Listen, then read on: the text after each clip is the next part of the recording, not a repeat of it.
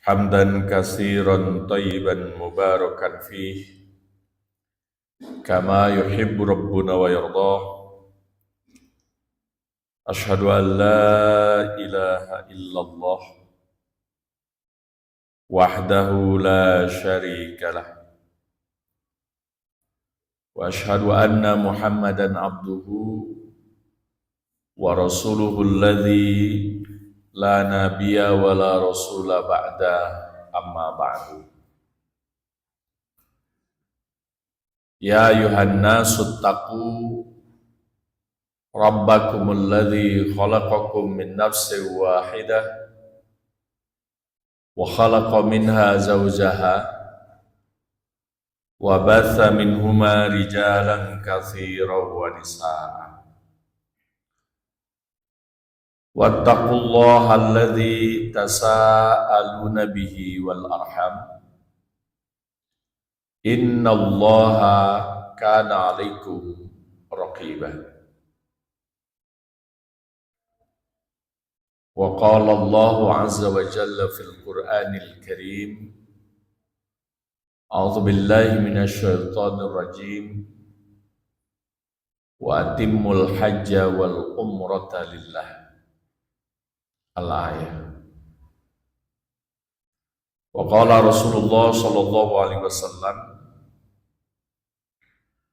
Al-ghazi fi sabilillah wal hajj wal mu'tamir wa abdullahi da'ahu fa'ajabuh wa sa'aluhu fa'atah. Hadirin sidang Jum'ah yang dimuliakan oleh Allah Subhanahu wa taala, azanillahu wa iyyakum. Puji syukur hanya milik Allah yang telah memberikan berbagai karunia dan juga kenikmatan, kesehatan, ketaatan, sehingga dalam majelis yang mulia ini hendaknya kita senantiasa berdoa kepada Allah agar menjaga keistiqomahan kita untuk senantiasa terus berada dalam ketaatan dan kebaikan sampai kemudian wafat menjelang husnul khotimah. Salawat dan salam mudah-mudahan senantiasa tercurah limpah kepada sang junjungan alam, Nabi kita Nabi Muhammad sallallahu alaihi wasallam yang telah menjadi teladan, contoh dan panutan hingga akhir zaman. Hadirin sidang Jum'ah yang dimuliakan oleh Allah Subhanahu wa taala, azanillahu wa iyyakum. Menjelang 2 bulan terakhir penanggalan Hijriah. Sekarang kita sudah menginjak bulan Dzulqa'dah menuju bulan Dzulhijjah. Ada 4 narasi agung yang diingatkan oleh Allah Subhanahu wa taala kepada kita semua agar menutup hari-hari di akhir tahun ini mendarat dalam ridho Allah Subhanahu wa taala. Yang pertama adalah ibadah haji ke Baitullah. Yang kedua adalah ibadah kurban pada hari raya Idul Adha. Kemudian yang ketiga adalah menunaikan zakat ataupun sedekah akhir tahun. Penghitungannya adalah di bulan Dzulhijjah. Kemudian yang terakhir adalah muhasabah. Hadirin sidang Jum'ah yang dimuliakan oleh Allah Subhanahu wa taala, azanillahu wa iyyakum. Narasi yang pertama adalah ibadah haji ke Baitullah. Allah Subhanahu wa taala menegaskan, A'udzubillahi minasyaitonirrajim, wa atimmul hajja wal umrata lillah, dan sempurnakanlah ibadah hajimu dan umrohmu karena Allah Subhanahu wa taala. Secara bahasa Arab, al-hajju itu bermakna al-qasdu, niat agar senantiasa dijaga karena Allah. Karena kata para ulama, seagung-agungnya amal, perbuatan yang kita lakukan, kalau niatnya rusak, maka tidak akan pernah diterima di sisi Allah Subhanahu wa taala. Makanya kata Rasulullah, innamal a'malu binniyat. Bahwa seluruh amal perbuatan itu bergantung niatnya. Niatnya mesti karena Allah Subhanahu wa taala. Sebaliknya, hadirin sekalian, tidak ada amalan yang kecil yang bisa kita lakukan dan dianggap sepele kalau niatnya benar-benar ikhlas karena Allah. Sekalipun itu mungkin tampak sepele seperti senyum kepada saudara kita, atau membuang sampah yang kecil dari masjid. Kalau niatnya benar-benar ikhlas, maka besar nilainya di sisi Allah.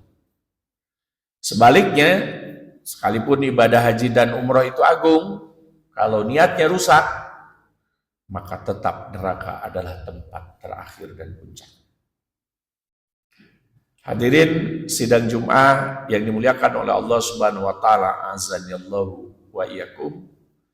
Itulah kenapa di dalam hadis juga Rasulullah sallallahu alaihi wasallam menegaskan, al umratu ilal umrati kaffaratun lima bainahuma wal hajjul mabrur laisa lahu jazaa'un illa jannah.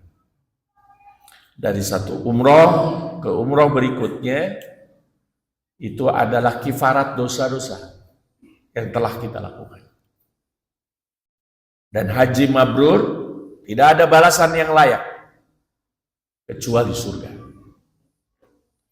Karena itu bagi saudara dan kerabat kita yang sudah berangkat untuk menunaikan ibadah haji, kita doakan mudah-mudahan disehatkan, diselamatkan, dilancarkan, dan pulang selamat kembali ke tanah air dengan membawa predikat haji yang mabrur. Sementara bagi bapak-bapak dan keluarga yang mungkin belum bisa menunaikan ibadah haji, mudah-mudahan segera diberangkatkan dan dipanggil oleh Allah Subhanahu wa taala. Hadirin sidang Jum'ah yang dimuliakan oleh Allah Subhanahu wa taala, azanallahu yakum. Umroh dan haji ini memiliki perenungan yang sangat luar biasa. Walaupun akhir-akhir ini umroh sudah menjadi semacam lifestyle, gaya hidup, seolah-olah piknik ruhaniah sehingga bolak-balik terus ke sana. Padahal jangankan umroh, haji aja cukup sekali. Dan dalam ibadah haji kita, maka kita ngambil haji tamattu yang sudah plus umroh di dalamnya. Karena itu bagi kita yang berniat umroh, udah aja niatkan haji sekalian. Nanti juga umroh di sana. Kenapa? Karena ada tugas berikutnya yang mesti kita lakukan setelah ibadah haji nanti. Umroh mengingatkan kepada apa? Kepada umur, kepada imaroh. Bahwa umur kalau ingin barokah, penuh dengan kebaikan, jangan jauh di masjid. Makanya di masjid bagian kemakmuran disebut imaroh. Karena umur yang barokah bukan angka yang tinggi, bukan angka yang banyak. Tapi bagaimana setiap hari kita digunakan senantiasa berada dalam ridho Allah Subhanahu wa taala.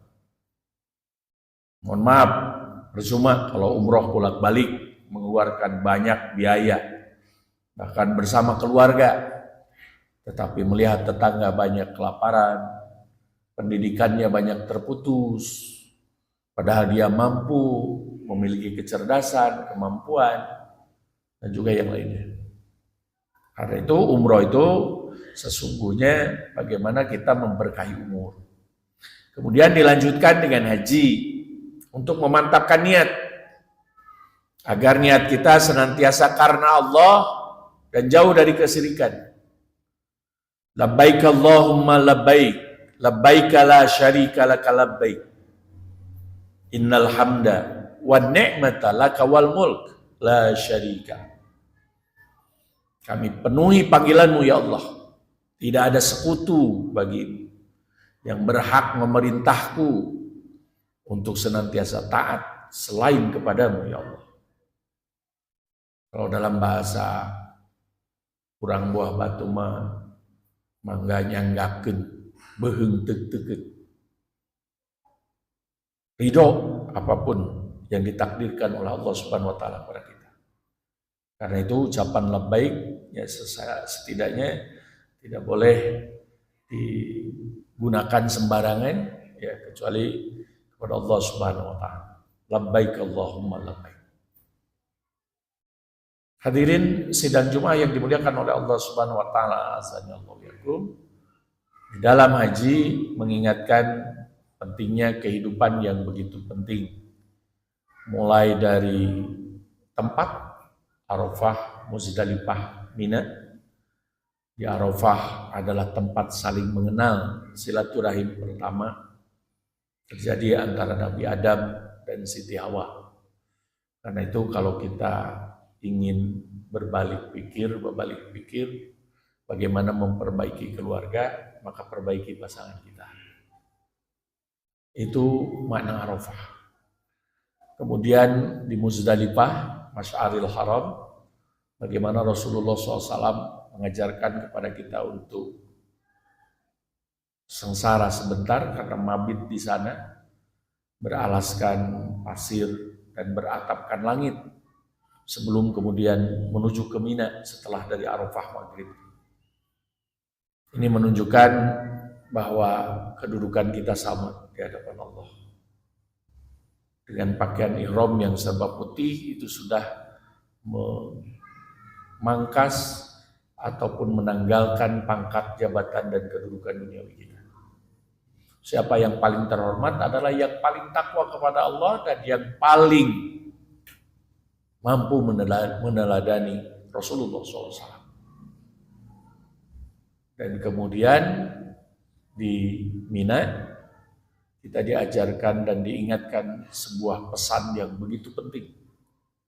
Bagaimana Nabi Ibrahim alaihissalam diingatkan beberapa kali oleh Allah bahwa anak bisa jadi musuh yang menghalangi cintamu kepada Allah.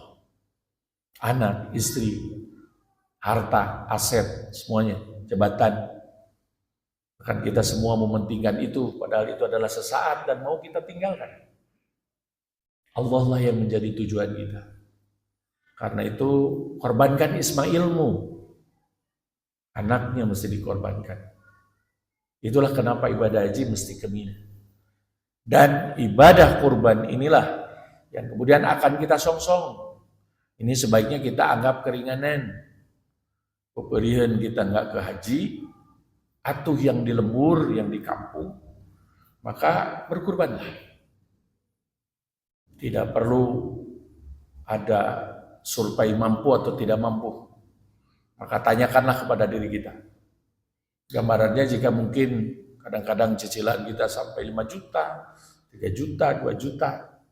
Mungkin ada domba yang lebih kecil dan ini setahun sekali. Kalau cicilan mungkin sebulan sekali. Setahun sekali. Maka lakukanlah ini. Yang ibadah ini tentu saja pahalanya juga tidak kalah dengan ibadah haji. Bagi mereka yang tidak berangkat ke sana.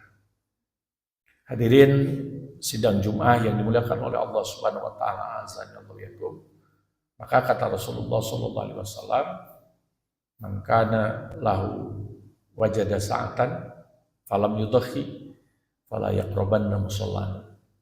Kalau dia punya keleluasaan tapi tidak berkurban, maka jangan coba-coba dekat-dekat dengan masjid kamu. Buat apa berdoa? Buat apa banyak meminta? Kalau diberikan amanah sedikit saja, belum jujur, belum peduli, belum begitu tanggung jawab dengan penuh amanah untuk berbagi dengan sesamanya. Karena dalam ibadah kurban, niatnya hanya kepada Allah. Ibadah kurban bukan tumbal. Kalau tumbal biasanya diserahkan semuanya, darah, dagingnya. Seolah-olah dewa mereka membutuhkannya. Tetapi dalam kurban kita hanya mencucurkan darahnya aja karena Allah. Sementara darah dan dagingnya, ataupun dagingnya, maka kita nikmati. Allah tidak butuh dengan itu. La yanalallaha luhumuha wala dima'uha, walakin yanaluhu taqwa minkum. Allah tidak butuh darah dan dagingnya. Yang dibutuhkan Allah ketakwaannya. Pengorbanan kita tidak memenuhi kebutuhan lain karena ingin berkurban.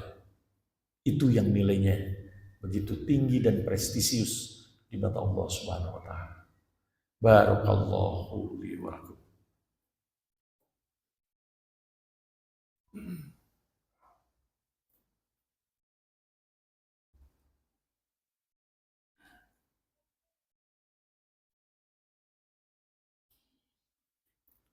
Innal hamdalillah nahmaduhu wa nasta'inuhu wa nastaghfiruh wa na'udzu billahi min syururi anfusina wa min sayyiati a'malina may yahdihillahu fala mudhillalah wa may yudlilhu fala hadiyalah. Asyhadu an la ilaha illallah wahdahu la syarikalah wa asyhadu anna Muhammadan abduhu wa rasuluhu alladzi la nabiyya wa la rasula ba'da, amma ba'd. Hadirin sidang Jumat yang dimuliakan oleh Allah Subhanahu wa taala. Azanillahu wa iyyakum. Dua narasi agung yang terakhir adalah yang ketiga, zakat atau sedekah. Sebagaimana yang dijelaskan oleh para ahli fikih di bidang muamalah, maka zakat juga biar adil itu mengenal yang disebut dengan nisab dan haul. Nisab berapa zakat yang kemudian harus dikeluarkan, ya jangan lebih dari kekayaan 85 kg, ya 85 gram emas. Kemudian kalau seandainya kurang dari itu maka bukan muzaki, tapi mustahil. Dalam cash flow dan perputaran sekitar 1 tahun namanya yang disebut dengan haul.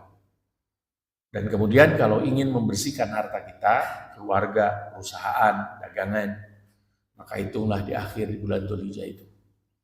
Kita mungkin nggak sanggup ataupun nggak sempat berkurban, tapi jangan juga sampai kemudian harta haram mengendap di rumah kita, dalam perusahaan kita.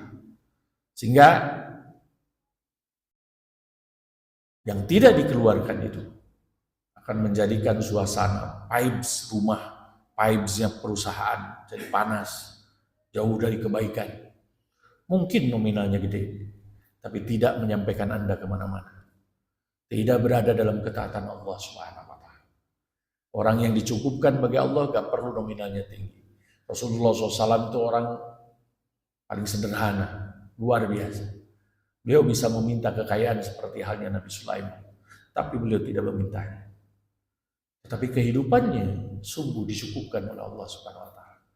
Bahkan banyak di antara para sahabatnya yang justru banyak meminta kepadanya. Padahal beliau di rumahnya tidak apa-apa. Tidak ada apa-apa, hanya sekedar makan untuk kebutuhan kesehariannya. Kemudian yang terakhir, hadirin sekalian yang dirahmati Allah Subhanahu wa taala, yaitu muhasabah sebagaimana tadi digambarkan dalam ibadah agung, ibadah haji yang manasiknya mulai dari ihram, tawaf bahkan sampai 2 kali untuk tawaf kudum kalau dalam ibadah haji, dan kemudian nanti tawaf ifadah. Bahwa kita berkeliling mau kemanapun mangga silahkan, merantau kemanapun silahkan, asal tetap berada dalam pusaran Allah, tetap bertauhid kepada Allah, maka hidup kita akan senantiasa dilindungi oleh Allah Subhanahu wa taala. Mau tanah manapun, negara manapun, semuanya milik Allah. Silakan. Kalau mau merantau untuk pendidikan, merantau untuk berdagang, silakan. Gak ada istilah negara kafir, negara Islam. Semua tanah milik Allah. Ya, dan bertakwalah selama ada di sana. Kemudian juga sa'i, kemudian juga yang lainnya bahwa dalam usaha kita harus senantiasa banyak berdoa dan meminta keridhaan Allah dalam usaha apapun. Ketika kita berjalan mulai dari rumah ke kantor, dari rumah ke universitas, dari rumah ke kampus, banyaklah berdoa, banyak beristighfar, ketika di motor dan juga yang lainnya. Karena kita tidak tahu ada apa yang kelak menimpa kita ketika di jalan. Agar kita dalam keadaan apapun, di dalam masjid, di luar masjid, di kampus, di perusahaan, kalau kita terus ingat Allah, maka kita akan tetap menjumpai wafat yang husnul khotimah. Hadirin sidang Jumat yang dimuliakan oleh Allah Subhanahu wa taala, azanallahu yakum. Itulah 4 narasi agung yang kemudian ditutup dengan kesimpulan dalam hadis yang tadi saya bacakan. Al-ghazi fi sabilillah, orang yang berperang di jalan Allah, wal hajju wal mu'tamir, orang yang haji dan juga orang yang umrah. Wabdullah da'ahu, mereka adalah tamu Allah yang diundang. Fa'ajabu, lalu mereka memenuhi undangan Allah itu. Fasa'aluhu wa'atahu, atau wasa'aluhu fa'atahu, dan mereka juga berdoa kepada Allah dan memberikan apa-apa yang dimintakan oleh mereka. Sesungguhnya bukan hanya kepada yang haji dan umroh saja, tapi juga kita yang di sini berada di kampung mukim itu senantiasa banyak berdoa menjelang akhir pada penanggalan tahun Hijriah.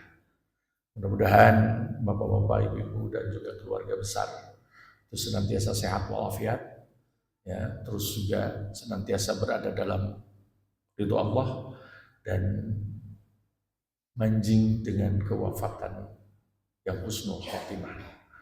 Rabbana hab lana min azwajina wa dzurriyyatina qurrata a'yun waj'alna lil muttaqina imama. Rabbana atina fid dunya hasanah wa fil akhirati hasanah wa qina adzabannar. Aqulu qouli hadza wa astaghfirullah li wa lakum. Wassalamu alaikum warahmatullahi wabarakatuh.